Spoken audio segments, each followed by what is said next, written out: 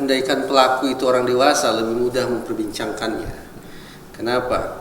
Kalaulah orang-orang yang melakukan kejahatan super kejam, super brutal, super keji macam ini disebut sebagai psikopat, maka riset menunjukkan bahwa para psikopat itu memiliki kemungkinan atau resiko untuk menjadi residivis itu amat sangat tinggi. Jadi daripada memusingkan kepala menebar ancaman setelah mengakhiri masa hukuman, lebih baik para pelaku kejahatan yang super keji termasuk psikopat, kalau usianya sudah dewasa, jatuhi saja hukuman mati. Tapi karena pelaku masih berusia kanak-kanak, maka apa boleh buat? Cara kita menyikapinya, cara kita memikirkannya, dan bahkan cara kita nanti menyidangkan atau memprosesnya secara hukum harus mengacu pada Undang-Undang Sistem Peradilan Pidana Anak. Ada dua hal yang menurut saya sangat relevan. Pertama, semarah apapun kita, setakut apapun kita terhadap pelaku yang masih berusia kanak-kanak namun perilakunya sudah sedemikian keji, undang-undang mengingatkan kita untuk memastikan bahwa hukuman yang kita jatuhkan terhadap yang bersangkutan adalah bersih dari unsur dendam. Jadi sejak ini kita memang harus mencoba menetralisasi perasaan kita juga, betapapun kita marah akan peristiwa ini. Itu pertama. Yang kedua adalah orang-orang yang melakukan pembunuhan, apalagi pembunuhan berencana, ancaman hukumannya dan maksimal adalah hukuman mati. Tapi karena pelaku masih berusia kanak-kanak, maka ancaman hukumannya maksimal adalah 10 tahun. Pertanyaannya, andaikan anak pelaku ini akhirnya mengakhiri atau menjalani masa hukuman selama 10 tahun, apa yang akan dikenakan kepada dia? Di penjara jelas tidak akan memunculkan efek jera. Maka kemungkinan yang tersisa adalah rehabilitasi. Persoalannya, sampai detik ini saya tidak menemukan adanya program rehabilitasi yang mujarab, yang bisa mengubah tabiat atau kepribadian anak-anak dengan perilaku yang amat sangat sadis semacam ini. Jadi kita serba salah.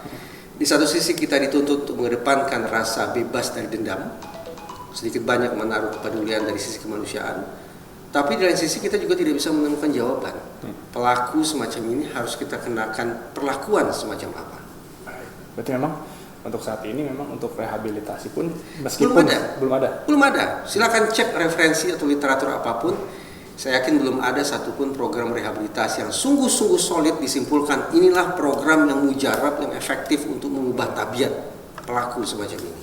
Baik. Nah, untuk tanggapan dari Bapak sendiri, kira-kira bisa terjadi seperti ini, latar belakang seperti apa yang... Saya selalu menganut pandangan bahwa perilaku manusia, perilaku abnormal manusia, termasuk perilaku jahat manusia adalah hasil interaksi dua faktor. Faktor pertama adalah faktor dalam, berarti kita bicara faktor genetik, faktor disposisi, kondisi otak, dan seterusnya. Faktor yang kedua adalah faktor situasi, faktor lingkungan. Kita mulai dari faktor yang kedua. Pemberitaan di media mengabarkan bahwa orang tua pelaku ini sudah bercerai. Masuk akal.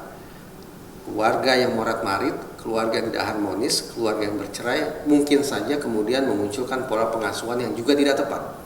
Sehingga akhirnya anak harus menjalani proses tumbuh kembang yang katakanlah tidak sehat atau tidak wajar. Perceraian. Faktor yang kedua, juga berita dari media bahwa pelaku, si anak ini terinspirasi oleh apa yang dia tonton. Film horor kah atau film-film untuk dewasa lainnya. Masuk akal lagi. Teori mengatakan apapun yang kita tonton, apapun yang kita dengar, apapun yang kita baca, itu akan bisa mempengaruhi perilaku kita. Dengan kata lain, teori ini ingin mengatakan bahwa perilaku manusia sesungguhnya adalah hasil dari proses peniruan. Teori ini disebut sebagai teori belajar sosial, lagi-lagi juga masuk akal untuk menjelaskan tentang perilaku si anak pelaku ini. Itu faktor situasi. Kita pindah ke faktor disposisi. Ada studi yang mengatakan bahwa anak-anak disebut sebagai callous unemotional atau orang dewasa disebut sebagai psikopat memang memiliki kerja otak yang berbeda dari orang kebanyakan. Anak-anak atau orang dewasa dengan perilaku yang amat sangat sadis, kejam, jahat seperti ini memiliki bagian otak tertentu yang tidak bekerja secara normal, yang mengakibatkan empatinya nyaris tidak ada sama sekali, atau mungkin memang tidak ada. Ketiadaan empati itulah ketiadaan kemampuan untuk menempatkan diri pada posisi orang lain itulah yang menyebabkan kenapa kemudian orang-orang semacam ini relatif mudah sekali memunculkan perilaku-perilaku jahat yang di luar batas-batas kemanusiaan. Kenapa? Karena sekali lagi mereka tidak bisa merasakan penderitaan orang lain. Mereka tidak bisa menghayati kesakitan orang lain. Mereka tidak bisa sungguh-sungguh meresapi bagaimana kesedihan, ketakutan, perasaan terteror, perasaan putus asa sesungguhnya bisa dilakukan oleh orang-orang yang menjadi korbannya.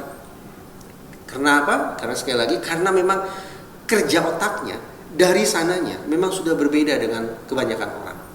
Nah, kombinasi dari faktor disposisi dan situasi, atau konkretnya kombinasi dari faktor otak yang berbeda dengan adanya faktor perceraian orang tua dan faktor tontonan yang tak semenggah, itulah beberapa faktor yang saya pikir relevan untuk dieksplorasi guna menjelaskan tentang sebab musabab mengapa ada anak dengan perilaku sedemikian rupa.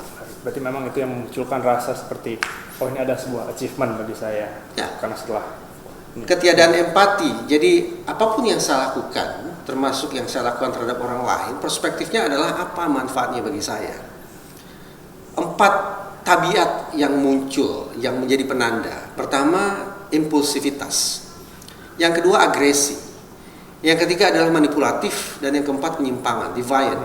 Nah, kalau ingin dilakukan pemeriksaan psikologis terhadap pelaku, termasuk anak-anak yang dengan perilaku sedemikian rupa, maka 4 unsur ini harus digali. Saya ulangi, impulsivitasnya bagaimana?